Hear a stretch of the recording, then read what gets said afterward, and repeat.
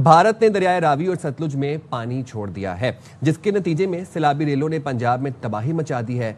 भारत की जानिब से पाकिस्तान को एक और सैलाब की पेशगी इत्तला दे दी गई है, मगर ये इत्तला इंडस वाटर कमिश्नर की जानिब से नहीं बल्कि खुद भारतीय हाई कमीशन की जानिब से दी गई है, जिसने बहुत से सवालात खड़े कर दिए हैं। दरियाए रावी सतलुज ने कई देहात डुबो दिए हैं, खड़ी फसलें तबाह हो गई हैं, लोगों के माल मवेशी बह गए हैं पानी के अंदर, घर ज़ेरे आब आ गए हैं। दरियाए रावी में भारत से छोड़ा गया जो पानी का रेला है वो पाकिस्तान की हदूद में दाखिल हुआ तो जसड़ के मकाम पर पानी की सतह अचानक 60,000 क्यूसेक तक बुलंद हो गई और दरियाए सतलुज में कसूर और बहावल नगर के मकाम पर सैलाब ने अच्छी खासी तबाही मचा दी। जिसने इंडस वाटर ट्रीटी को हेल्ड इन अबेयंस रखा हुआ है, सस्पेंड किया है, उन्होंने पंजाब के हवाले से पाकिस्तान को डिप्लोमेटिक चैनल्स के जरिए ये वार्न किया है कि बहुत ज़्यादा बारिश हुई है, जिसके नतीजे में पानी का एक बहुत बड़ा तूफ़ानी रेला जो है पाकिस्तानी पंजाब का रुख जो है वो इख्तियार कर रहा है। बिल्कुल तबाही मचाई, दर्जनों देहात ज़ेरे आब आ गए। फसलों की अगर बात की जाए तो फसलें पानी में बह गई। कसूर का इलाका है गंडा सिंह वाला, वहाँ पर दरियाए सतलुज में 1,50,000 क्यूसिक से ज़्यादा का जो रेला है वो गुजरा, जिससे बाकू वाला गांव में जो है वो तबाही हुई, मुकम्मल वो ज़ेरे आब आ गया, इलाके का शहर से ज़मीनी राब्ता मुनक़ता हो गया। बहावल नगर की अगर बात करें तो दरियाए सतलुज ने वहाँ दरियाए बेल्ट को मुकम्मल तौर पर डुबो दिया। 21 मकामात ऐसे हैं जहाँ पर दर्जनों गाँव जो हैं वो उनमें पानी दाखिल हुआ, सैलाब का, फसलें और मकानात डूब गए। हेलो दोस्तों, नमस्कार। राय एमपी में आप सभी का स्वागत है। दोस्तों जिहादी पाकिस्तान पर भारत का तरस खाना बेकार चला गया है। भारत ने इंसानियत दिखाते हुए पाकिस्तान को बाढ़ से सतर्क रहने की जो चेतावनी दी उसे पाकिस्तान पचा नहीं पाया। भारत ने 2 नदियों के डैम क्या खोले, पाकिस्तान में तो जैसे तबाही ही आ गई। भारत ने पाकिस्तान को पहले ही सतर्क रहने की चेतावनी दी थी, लेकिन कहते हैं ना, भैंस के आगे कितने भी बीन बजा लो वो सुनेगी नहीं। वही हाल रहा पाकिस्तान का।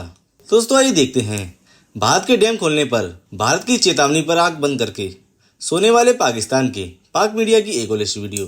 वकाई साहब, भारत ने ये जो हमें सैलाब के खतरे की इतला दी है और उसके लिए जो चैनल इस्तेमाल किया गया है वो किया गया है भारतीय हाई कमीशन का, जबकि अगर हम इंडस वाटर ट्रीटी के रूल्स को देखें तो इंडस वाटर कमिश्नर की जानिब से के जरिए ये इतला दी जानी चाहिए थी। तो इसके पीछे क्या मैसेज है, भारत ने ये चाल क्यों चली है? कि भारत ने ये इतला भी को दिल से नहीं दी है, को मतलब है मोहब्बत नहीं हमारे लिए उनके दिल में आई कि बाकायदा उन्होंने अपने फॉरेन ऑफिस की तरफ से ऐलान किया है कि ये सूरत हाल जो है ये भारत एक ऐसी सूरत हाल पैदा करने की तरफ जा रहा है जिसका फिर कोई एंड नहीं है। और भी मैं तफसील बताता हूँ उसकी कि क्यों ऐसा किया गया जी। तो इसको आप ये ज़रूर कह सकते हैं कि हल्की सी बर्फ़ पिघली है, लेकिन आप इसको हिंदुस्तान की तरफ से हमारे लिए कोई फेवर ना समझें।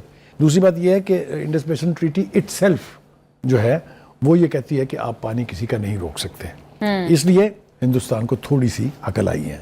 जी बखार साहब, लेकिन अभी जब हम देख रहे हैं कि इंडस वाटर ट्रीटी के जब भारत ने पहले से भी कह रखा था कि हम इसको मुअत्तल करेंगे, इस पर रद्द-ए-अमल उन्होंने रोका हुआ था, तो अब अगेन वो वाला चैनल ना इस्तेमाल करना, क्या इस बात का इतराफ़ है कि अभी भी इंडस वाटर ट्रीटी पे भारत अमल दरामद नहीं कर रहा? मेरा ख्याल ये है कि ये आगाज़ है।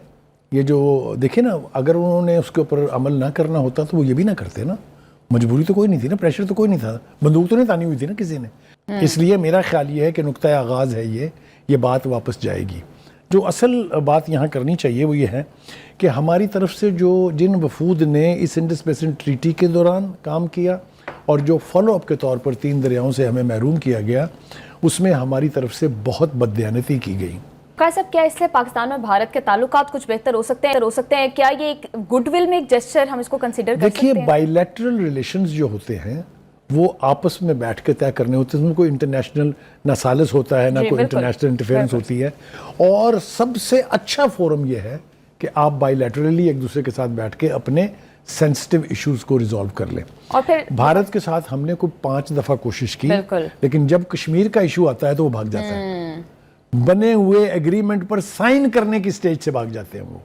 तो इसलिए वो कभी भी आपके साथ डिप्लोमेटिक लेवल पर बैठ के इन इश्यूज पर फैसला नहीं करेंगे। और ये भारत का और ख़ास तौर से बीजेपी की हुकूमत का एक कंसिस्टेंट वतीरा है जी।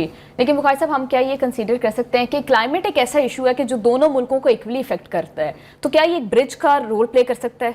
देखिए, ये प्रेशर नहीं बनेगा इसलिए कि जो मौसमियाती तब्दीली है इसने सबसे ज़्यादा पाकिस्तान को अफेक्ट किया है जी, क्योंकि हमारे नॉर्दर्न एरियाज़ में ग्लेशियर्स हैं। ये सबसे ज़्यादा तबाही ग्लेशियर्स के फटने से हुई है, दूसरा क्लाउड बस्ट से हुई है। لیکن گلیشیئر جو ہیں وہ تو سارے ہمارے ناردرن ایریا سے KPK سے گزرتے ہیں اور پھر الٹیمیٹلی ریور انڈس میں پانی آ جاتا ہے، اور ایک اندازے کے مطابق کتنے بلین ایکڑ فٹ پانی جو ہے وہ سمندر میں آلریڈی جا چکا ہے، اس لیے کہ ہمارے پاس ریزروائر ہی نہیں ہے۔ یہ ایک الگ بحث ہے، کسی وقت پھر چھیڑیں گے اس کو۔ اور بخار صاحب اگر شاید وہ گڈ ول میں یہ سارا کچھ کر رہے ہوتے تو جس طرح سے ہمارے ماہی گیروں کو گرفتار کیا جا رہا ہے وہ بھی نہ ہو رہا ہوتا۔ دیکھیں یہ بھی ایک روٹین کی تو میں نہیں کہوں گا، لیکن یہ دونوں طرف سے ہوتا ہے۔ جس طرح ہم ڈپلومیٹس کو اگر ایک طرف سے پرسونا نان گراٹا قرار دیں تو دوسری طرف سے بھی وہی ہوتا ہے، ایک کو نکالیں دوسری طرف سے بھی۔ اسی طرح یہ ماہی گیر ہیں، یہ ماہی گیر جو ہیں ان کو اصل میں چونکہ کوئی بارڈر لائن واٹر میں سمندر میں نہیں ہے، اس لیے ایک دوسرے کے علاقے میں چلے جاتے ہیں۔ ہم اسی طرح سے بھارتیوں کو بھی گرفتار کرتے ہیں۔ اب یہ تو ہو گیا ایک طرف، لیکن جو آپ نے چائنا کی وہ میٹنگ کی بات کی ہے SCO سمٹ ہونے جا رہا ہے، I think that is going to be a significant event of the world۔ دو وجوہات ہیں اس کی۔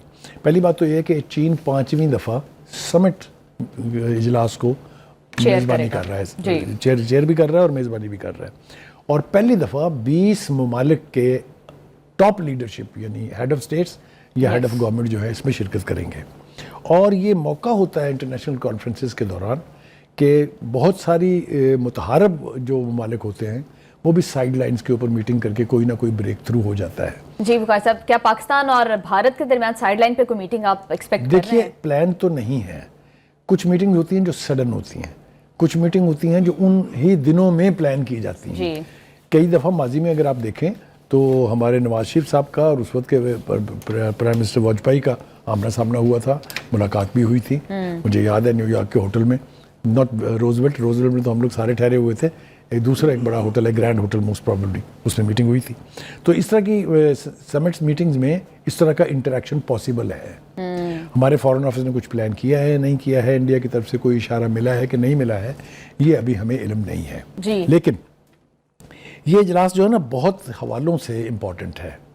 پہلی بات تو یہ کہ ہندوستان جو ہے امریکہ سے جس قسم کے تعلقات میں اب کشیدگی ہے، اس کے بعد جیسا میں نے اور آپ نے پہلے بھی ایک پروگرام میں ڈسکس کیا تھا کہ وہ چاہے گا کہ کوئی نہ کوئی اس کو لیوریج ملے چائنا کی طرف سے، کہ جو اس وقت کا ایگزسٹنگ نیو ورلڈ آرڈر ہے وہ تو اس وقت تھا when America was the solar super power. تو ابھی بہت زیادہ گراؤنڈ میں تبدیلیاں آنی ہیں، بلاکس کی بات ہو رہی ہے، آپ کو پتہ ہے کرنسیز کی بات ہو رہی ہے کہ ڈالر سے ڈی لنک کریں، اور دوسری بات یہ ہے کہ بھارت کے لیے یہ بھی بڑا ضروری ہوگا کہ اب وہ فیصلہ کرے کہ جو آرگنائزیشنز اینٹی امریکہ ہیں، جس میں وہ اپنے کیا ہے برکس ہے، اسی طرح کواد کی فیٹ کیا ہوگی یہ بھی دیکھنا ہے، اسی طرح SCO جو ہے اس کا ممبر ہے وہ۔ بخاری صاحب، اگر بھارت اب جس طرح سے چین کی طرف ہم دیکھ رہے تھے کہ اس کی ٹلٹ جو ہے وہ چین کی طرف ہو رہا ہے، تو کیا آپ کو لگتا ہے کہ امریکہ کو پریشرائز کرنے کے لیے یہ کیا جا رہا ہے؟ دیکھیے امریکہ کو پریشرائز کرنے کی پوزیشن تو نہیں ہے بھارت کی، لیکن یہ امریکہ کو ایک میسج ہے کہ اگر آپ ہمیں بٹرے کریں گے، اگر آپ ہم پر زیادتی کریں گے تو ہمارے پاس یہ راستہ ہے۔ یہ راستہ بنے گا کہ نہیں بنے گا اس کے بارے میں ابھی کچھ نہیں کہا جا سکتا، اس لیے کہ چائنا کے لیے بھارت اور پاکستان دونوں میں سے کسی ایک کا ہی الہی ہو سکتا ہے، ایک وقت میں دونوں کا نہیں ہو سکتا۔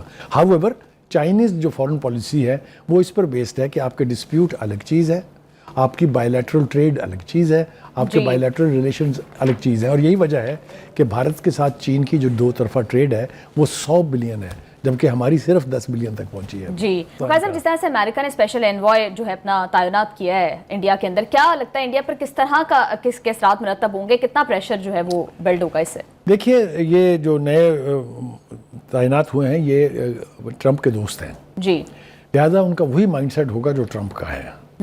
ٹرمپ بظاہر اس وقت بھارت سے ناراض دکھائی دیتے ہیں، کوئی دو رائے اس کے بارے میں نہیں ہے جی، اور اس ناراضگی کا اظہار کئی طرح سے وہ کر چکے ہیں۔